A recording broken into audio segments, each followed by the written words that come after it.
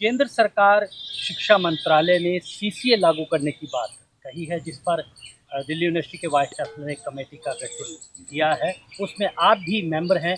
ये क्यों सीसीए लागू करना चाहती है और आप इसका विरोध क्यों कर रहे हैं? देखिए, ओएम ऑफिस ऑर्डर जो है मेमोरेंडम निरंतर केंद्र सरकार की तरफ से दिल्ली विश्वविद्यालय को और दूसरे केंद्रीय विश्वविद्यालयों को भेजा जाता रहा है।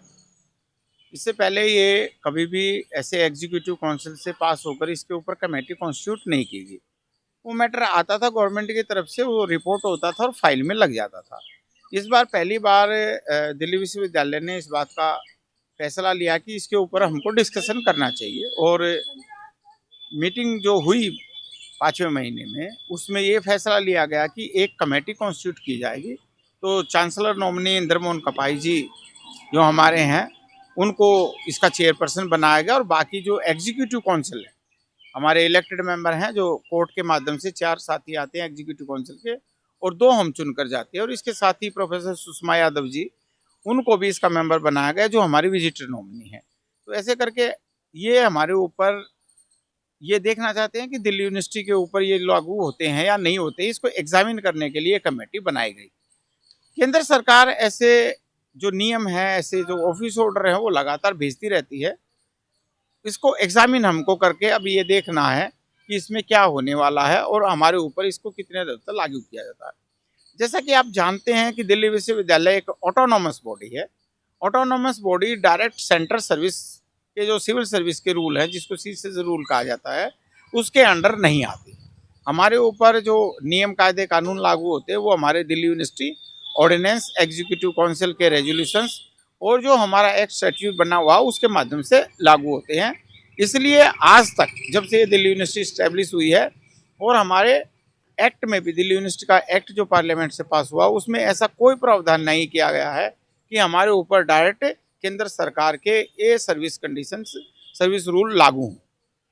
इस बाबत आज पहली मीटिंग हुई, सभी साथी आए, और इसमें हमने सर्वसम्मति से आज ये एक पहला मत बनाया है, क्योंकि दिल्ली यूनिवर्सिटी के टीचर जो डिपार्टमेंट के हैं वे दिल्ली यूनिवर्सिटी के ऑर्डिनेंस 11 से गवर्न होते हैं।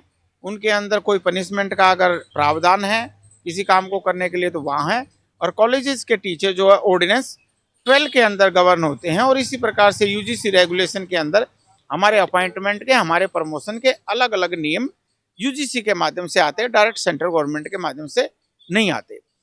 और जो भी नियम आएगा वो एकेडमिक काउंसिल और एग्जीक्यूटिव काउंसिल के माध्यम से होकर ही हमारे ऊपर लागू होता है। तो हमने एग्जीक्यूटिव काउंसिल के माध्यम से, एकेडमिक काउंसिल के माध्यम से अपने स्वयं के नियम बनाए हुए हैं मिसकंडक्ट को लेके। ऐसा नहीं है कि दिल्ली यूनिवर्सिटी में मिसकंडक्ट को लेके कोई नियम नहीं, नियम है। जैसे मैंने बताया ऑर्डिनेंस 11, ऑर्डिनेंस 12 के अंदर ये सारे नियम हमारे पास पहले से मौजूद हैं।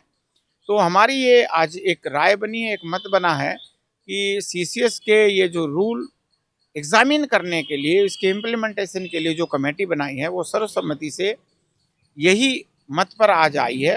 दूसरी मीटिंग 10 तारीख को अभी होने वाली है, क्योंकि एग्जीक्यूटिव काउंसिल की मीटिंग से पहले हम अपनी रिपोर्ट जमा करवाना चाहते हैं वाइस चांसलर साहब को, जो एग्जीक्यूटिव काउंसिल के माध्यम से आ सके। आज यही आम सहमति बनी है कि हमारे अपने नियम हैं। सीसीएस रूल भारत सरकार के किसी भी केंद्रीय विश्वविद्यालय के प्राध्यापकों के ऊपर प्रत्यक्ष रूप से कभी भी लागू नहीं हो सकते। 2015 की इलाहाबाद हाई कोर्ट की एक जजमेंट है, उसके अंदर भी इस बात को बिल्कुल स्पष्ट रूप से ऑपरेटिव पार्ट में बोल्ड करके लिखा हुआ है कि टीचर्स कभी भी सीधे केंद्रीय सरकार के कर्मचारी नहीं होते हैं, इसलिए उनके ऊपर किसी प्रकार का ये नियम डायरेक्ट लागू नहीं हो सकता। उन जैसे नियम हम अगर चाहें तो अपनी एग्जीक्यूटिव काउंसिल के माध्यम से, एकेडमिक काउंसिल के माध्यम से अपने अध्यापकों के लिए बना सकते हैं, और वो हम बनाते भी।